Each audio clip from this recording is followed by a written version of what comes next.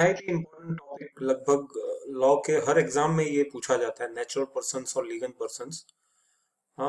आइए समझते हैं आज इसको अच्छे से। ये पर्सन नामक जो शब्द है ये लैटिन वर्ड पर्सोना से आया है। ठीक है, लॉ में पर्सन का मतलब होता है कि वो व्यक्ति जिसके पास राइट्स और ड्यूटीज है, जो जो पजेस करता है राइट्स और ड्यूटीज। और भले कोई इंसान भाई जो जिंदा है, चलता फिरता है, जिसके पास राइट्स एंड ड्यूटीज नहीं है, वो पर्सन की कैटेगरी में नहीं आता है।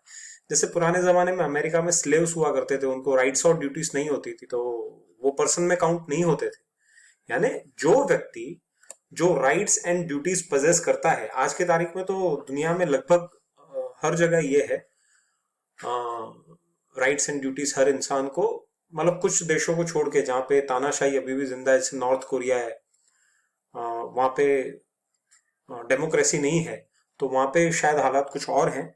बाकी अमेरिका में भी पहले स्लेवरी सिस्टम था, तो स्लेव्स को राइट्स एंड ड्यूटीज नहीं थी, लेकिन अब वहां पे भी स्लेवरी सिस्टम निकल गया है। तो हर व्यक्ति जो जिंदा है, जिसके पास राइट्स एंड ड्यूटीज पजेस करने का पावर है, वो पर्सन है। जैसे कंपनीज जो होती है, कई इनकॉर्पोरेट कंपनीज होती है, वो भी मतलब पर्सन की कैटेगरी में आती है, क्योंकि उनके पास भी राइट्स एंड ड्यूटीज होती है। जैसे बड़ी कंपनियां, लिमिटेड कंपनीज, लिमिटेड कंपनी अपने आप में एक आइडेंटिटी है। तो इंसानों के सिवा भी लीगल पर्सन्स हो सकते हैं, जैसे कॉरपोरेशंस हैं, कंपनीज है, ट्रेड यूनियंस हैं, इंस्टीट्यूशंस हैं, जैसे यूनिवर्सिटीज, हॉस्पिटल्स, मतलब जो रजिस्टर्ड कंपनी एक्ट्स के अंदर आते हैं। तो वो एक आर्टिफिशियल पर्सनालिटी के तौर में जाने जाते हैं। यानी वो अगर केस कर सकते हैं, उनके खिलाफ केस हो सकता है, किसी कंपनी के खिलाफ केस हो सकता है, उसको कोर्ट में चैलेंज किया सकता है, या वो कंपनी आपको भी चैलेंज कर सकती है, किसी को भी चैलेंज कर सकती है ऑन द ग्राउंड्स ऑफ, किसी भी ग्राउंड्स पे। मतलब जो जो एक व्यक्तिगत तौर पे किसी एक इंसान के पास जो राइट्स होते हैं, वो राइट्स कंपनी के पास भी होते हैं। तो कंपनी की कैटेगरी में वो आता है जो राइट्स एंड ड्यूटीज पजेस करता है। वो व्यक्ति हो या समझो कोई लीगल एंटिटी हो, जिसके पास ये राइट्स और ड्यूटीज पजेस करने का पावर नहीं है, जिसके पास ये नहीं है, वो व्यक्ति नहीं है। इंसानों में वो आजकल तो कोई है ही नहीं। जैसे मैंने बताया पहले, अमेरिका में स्लेव्स हुआ करते थे जिनके पास राइट्स और ड्यूटीज नहीं होते थे।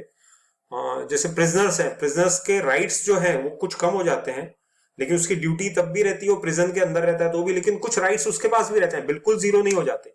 तो वो भी पर्सन पर्सन की कैटेगरी में आते हैं। मॉडल लॉ में एनिमल्स एंड ट्रीज को पर्सन की कैटेगरी में नहीं गिना जाता है, वो आर्टिकल की कैटेगरी में आते हैं। जैसे कोई जानवर है या पेड़ है, ऑब्जेक्ट गिना जाता है एक्चुअली उनको। लेकिन पुराने टाइम में ऐसा नहीं था। ग्रीक लॉ में एनिमल्स एंड ट्रीज, मतलब उनको भी पर्सन की कैटेगरी में गिना जाता था, और उनके ऊपर केस भी होते थे। समझो कोई पेड़ किसी व्यक्ति के ऊपर गिर गया, तो उस पेड़ को भी सजा सुनाई जाती थी, उसको काट दिया जाता था। या कोई जानवर है जो किसी को उसने मार डाला, तो उसको भी मृत्यु की सजा मिलती थी। ये ग्रीक टाइम की बात बता रहा हूँ, पुरानी। इंग्लिश लॉ में भी ऐसे बहुत केसेस हैं जिसमें एनिमल्स और ट्रीज को सजा दी गई है। यानी कोर्ट के अंदर, मतलब ये एनिमल्स को लाके उनको सजा सुनाई गई है। यानी उनको राइट्स नहीं मिले थे, लेकिन उनको ड्यूटी 100% निभानी पड़ती थी, वो ऐसा माना जाता था। और अगर समझो कोई वो नुकसान कर देते थे किसी को, तो उन्हें सजा सुनाई जाती थी। लेकिन 1846 के बाद ये तय हो गया कि ये they are not capable of possessing rights and duties, फिर उनको इस कैटेगरी में से निकाल दिया गया। जैसे कि मैंने बताया आपको कि ये पर्सन जो शब्द है, ये लैटिन वर्ड पर्सोना से आया है। और those who are recognized by law, यानी लॉ ने जिसको रिकॉग्नाइज किया है, being capable of having legal rights and being bound by legal duties, यानी जो बंधे हुए हैं ड्यूटीज निभाने के लिए और जिनके पास लीगल राइट्स है, वो पर्सन है। फिर वो कोई भी हो, बॉडी ऑफ पर्सन हो, कॉर्पोरेशन हो, या व्यक्ति हो, एक एक ह्यूमन बीइंग हो, ये सब पर्सन की कैटेगरी में आते हैं। सर सेविग्नी, कैल्सन जी और सालमन जी ने अपने अपने बड़े ज्यूरिस्ट हैं ये, मतलब जिन्होंने ज्यूरिस्प्रूडेंस में अपने अपने ज्ञान दिए हैं। इन लोगों ने अपने अपने हिसाब से उसको डिफाइन किया है, लीगल पर्सन्स को। उसकी ये डेफिनेशंस यहाँ पे है, आप स्क्रीनशॉट ले सकते हैं। यानी मोटा मोटा ऐसा बोल सकते हैं भाई, person can be classified into a natural person and a legal person, juristic person, यानी जो लॉ की नजर में जो पर्सन है। यानी दो कैटेगरीज यहाँ पे डिवाइड की गई है। There are certain persons in society जिनको लॉ ऑफ स्टेटस नहीं है, मतलब स्टेटस ऑफ लीगल पर्सनालिटी नहीं है, बट सोसाइटी को उनके प्रति कुछ ड्यूटीज निभाने के लिए वो बंधे हुए हैं। अब अननोन पर्सन का लीगल स्टेटस क्या है? जैसे कई बार क्या होता है कि भाई जो बच्चा माँ के पेट में है उसको भी पर्सन की कैटेगरी में गिना जाता है, सब्जेक्ट टू कि वो पैदा जिंदा होना चाहिए। अगर वो जिंदा पैदा नहीं होता है तो उसको पर्सन की कैटेगरी में नहीं आता। लेकिन ये कब होता है कि जब बच्चा पेट में है और प्रॉपर्टी का बंटवारा होता है और समझो उसको प्रॉपर्टी में एज अ पार्ट गिना जाता है। उन केसेस में, ट्रांसफर ऑफ प्रॉपर्टी एक्ट में, सम टॉर्ट केसेस में, इन सब में ये बहुत महत्वपूर्ण है। मतलब ये पर्सन की कैटेगरी में आता है नहीं आता है। जैसे इंग्लिश लॉ के अंदर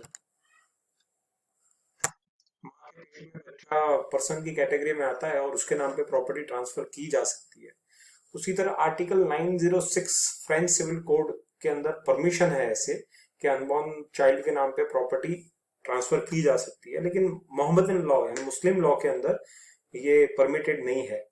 मतलब फ्रेंच और इंग्लिश लॉ में चाइल्ड इन द वॉम जो है वो जो मदर के जो पैदा नहीं हुआ है लेकिन सब्जेक्ट टू पैदा होना चाहिए जिंदा, उसको पर्सन की कैटेगरी में गिना गया है।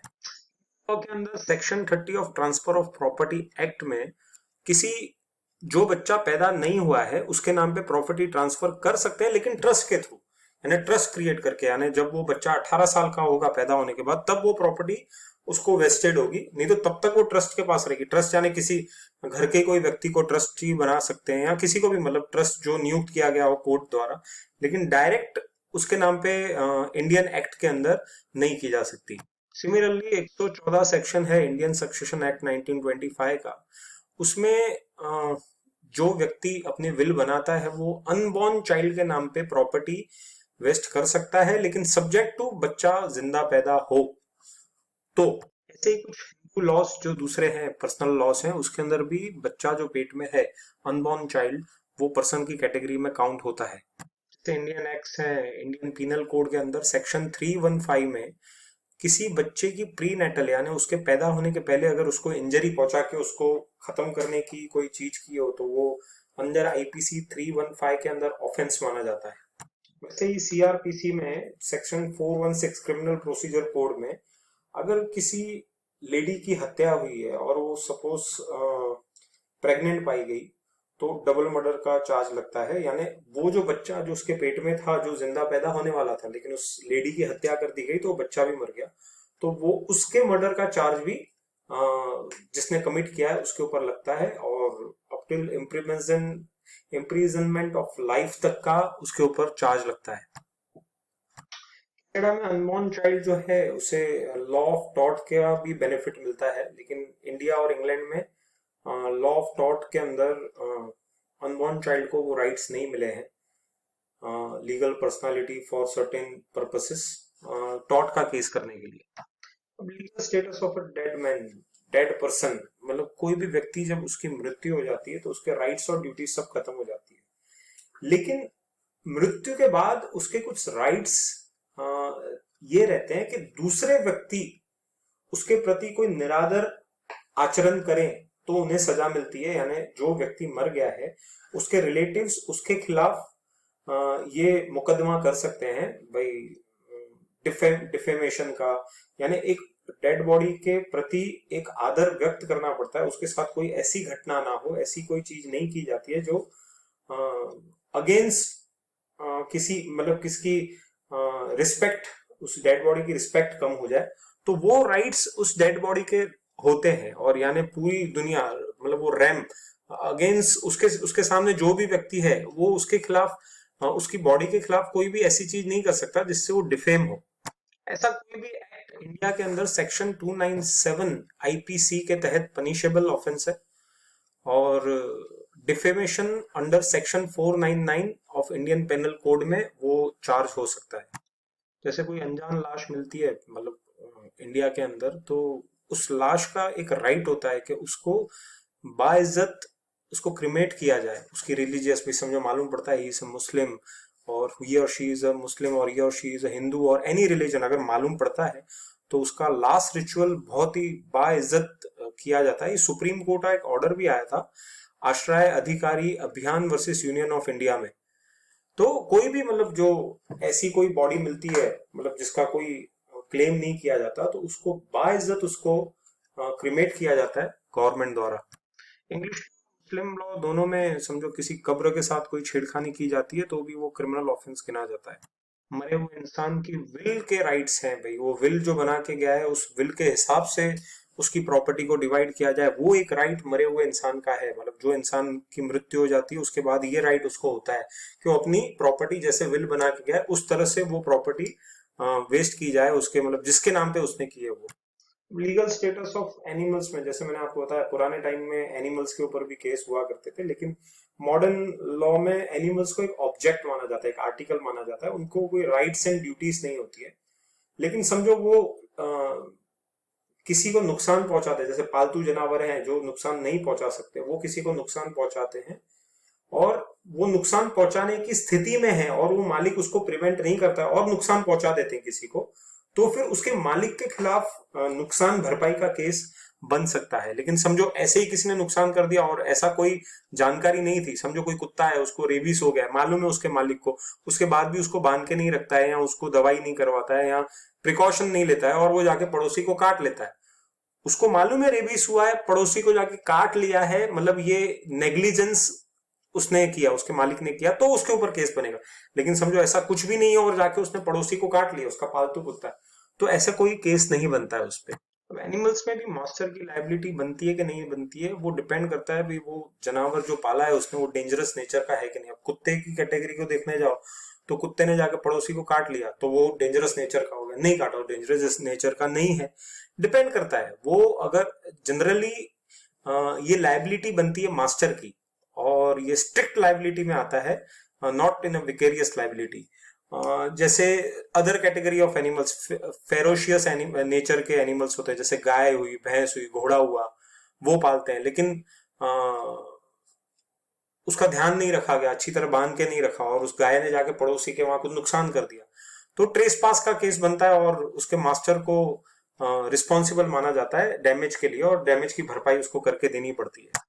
अब लीगल पर्सन जैसे कि मैंने आपको बताया, जो लॉ ने जिनको फिक्शियस पर्सनालिटी दी हुई है भाई, जो एग्जिस्ट नहीं करते लेकिन in the eyes of law वो एग्जिस्ट करते हैं, उनको एक फिक्शियस पर्सनालिटी दी हुई है, they are called legal persons. जैसे कंपनीज हुई, कॉर्पोरेशंस हुए, यूनिवर्सिटी है, ये सब लीगल पर्सन्स है।